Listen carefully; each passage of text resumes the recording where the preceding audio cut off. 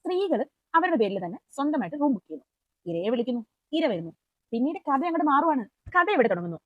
ഒരു സുപ്രഭാതത്തിൽ വിവാഹിതയായ ഒരു സ്ത്രീ തന്റെ പുരുഷ സുഹൃത്ത് തന്നെ പീഡിപ്പിച്ചു എന്ന് പറഞ്ഞൊരു പരാതി കൊടുക്കുന്നു. അതും മെയിൽ അയച്ചിട്ടുള്ള പരാതിയാണ്. പെട്ടെന്ന് തന്നെ നമ്മുടെ കേരള പോലീസ് സംഘം ഇടപെടുന്നു. ഹോട്ടൽ റൂമിൽ താമസിച്ചിട്ടുള്ള നമ്മുടെ MLA അറസ്റ്റ് ചെയ്യുന്നു. അതാണ് ഈ കഴിഞ്ഞ 2 ദിവസം മുന്നേ നമ്മുടെ കേരളം കണ്ടത്. ഇനി നമുക്ക് കുറച്ച് വസ്തുതകൾ സംസാരിച്ചാലോ? ഒരേപോലെ ഡ്രാഫ്റ്റ് ചെയ്ത 3 പരാതികളിൽ മൂന്നാമത്തേതിലാണ് പോലീസ് അറസ്റ്റ്. 3 പരാതിക്കാരും വിവാഹബന്ധം നിലനിർത്തുന്നവരും ഭർത്താവുമായി ഒരുമിച്ച് ജീവിക്കുന്നവരുമാണ്. 3 പരാതിയുടെ ഉള്ളടക്കവും ഏതാണ്ട് സെയിം ആണ്. ഇതെങ്ങനെ സംഭവിക്കുന്നു? ചോദ്യം വന്നോ? സ്ത്രീകൾ അവരുടെ പേരിൽ തന്നെ സ്വന്തമായിട്ട് റൂം ബുക്ക് ചെയ്യുന്നു. ഇരയെ വിളിക്കുന്നു, ഇര വരുന്നു. പിന്നീട് കഥ അങ്ങോട്ട് മാറുവാണ്. അതുവരെ ചെയ്യുന്നത് പരാതിക്കാരാണ്. പെട്ടെന്ന് പീഡനം ഉടലെടുക്കുന്നു.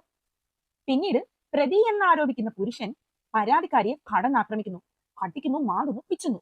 എന്നിട്ട് മുറിവേറ്റ ശരീരമായിട്ട് ഈ പരാതിക്കാരി അന്ന് ഒരു പരാതിയുമില്ലാതെ ആ ഹോട്ടൽ വിടുന്നു. കുറച്ചു ദിവസങ്ങൾക്ക് ശേഷം വീണ്ടും വിളിക്കുന്നു, സംസാരിക്കുന്നു, സ്നേഹിക്കുന്നു. ഇടയ്ക്ക് വെച്ചിട്ട് 2 ഇടി കൂടി തെറ്റുന്നു. അതിനിടയ്ക്ക് നമ്മുടെ പ്രതി MLA ആയി. വീണ്ടും പഴയ ബന്ധം തുടങ്ങുന്നു. ഓർക്കണേ, അടിക്കുകയും ഇടിക്കുകയും കടിക്കുകയും മാന്തുകയും ഒക്കെ ചെയ്ത ആളുമായിട്ട് വീണ്ടും ഒരു സൗഹൃദം. ആ ആളെ വിദേശത്തേക്ക് വിളിക്കുന്നു, വില കൂടിയ സമ്മാനങ്ങൾ വാങ്ങിക്കൊടുക്കുന്നു, കൂടെ ഒരു 10,000 രൂപയും കൊടുക്കുന്നു. 10,000 രൂപയ്ക്ക് ഭയങ്കര വിലയല്ലേ? ആദ്യത്തെ കൂടിക്കാഴ്ചയിൽ അവർ പ്രഗ്നന്റ് ആവുന്നു. മെന്റൽ സ്ട്രെസ് കാരണം ആ പ്രഗ്നൻസി അബോർട്ടായി പോകുന്നു. നിർബന്ധിച്ച് അബോർട്ട് ചെയ്യിച്ചു എന്നുള്ള ഒരു പരാതിയും കേസിലില്ല. എന്തായാലും ഇതൊക്കെയാണ് പരാതി. ഇവിടെ പിന്നെ നമുക്ക് ചില സംശയങ്ങളും ചോദ്യങ്ങളും ഒക്കെ മനസ്സിൽ വരും. അപ്പൊ അത് ചോദിക്കാൻ വേണ്ടിയിട്ട് നമുക്ക് ഇനി വക്കീൽ പഠിത്തം പഠിക്കാൻ പോകാൻ പറ്റുമോ? ഇല്ലല്ലോ. അപ്പൊ നമുക്ക് എന്തായാലും ചോദിച്ചല്ലേ പറ്റത്തുള്ളൂ. അപ്പം ചോദ്യം നമ്പർ 1. സംഭവം നടന്നത് 2024 ജനുവരി 1. കൃത്യം 2 വർഷത്തിന് ശേഷം കഥ വീണ്ടും ആരംഭിക്കുന്നു. So there is a delay between 2 years for filing the case. ഇനി 2. പരിചയം സോഷ്യൽ മീഡിയ വഴി എന്നാണ് പറയുന്നത്. വിവാഹിതയായ സ്ത്രീ ഭർത്താവിന്റെ കൂടെ ജീവിക്കുമ്പോൾ ഒരു അന്യപുരുഷനെ കാണാൻ വേണ്ടിയിട്ട് ഹോട്ടൽ റൂം എടുക്കേണ്ട കാര്യമുണ്ടോ? ഇനി അവർക്ക് കാണാനും സംസാരിക്കാനും ഒക്കെ ആണെങ്കിൽ നമ്മുടെ നാട്ടിൽ എന്തോരം മോളുകളും കോഫി ഷോപ്പുകളും ഒക്കെ ഉണ്ട്. അവിടെ എവിടെയെങ്കിലും പോയിരുന്ന് സംസാരിച്ചാൽ പോരെ? ഇനി ചോദ്യം നമ്പർ 3. അത് ഞാൻ കുറച്ചു മുന്നേ ചോദിച്ചാണ്. തന്നെ ആക്രമിക്കുകയും പിച്ചുകയും മാന്തുകയും കടിക്കുകയും ഒക്കെ ചെയ്ത ഒരാളിനെ നമ്മൾ പിന്നെ സുഹൃത്തായിട്ട് കൊണ്ട് നടക്കുവോ? ഞാനാണ് വെക്കില്ല കേട്ടോ. നിങ്ങൾ വെക്കുവോ? അതും കേരളത്തിലൊന്നും നോക്കിയാൽ പോലും കേസ് എടുക്കുന്ന നമ്മുടെ പോലീസുകാർ ഇവിടെ ഉള്ളപ്പോ.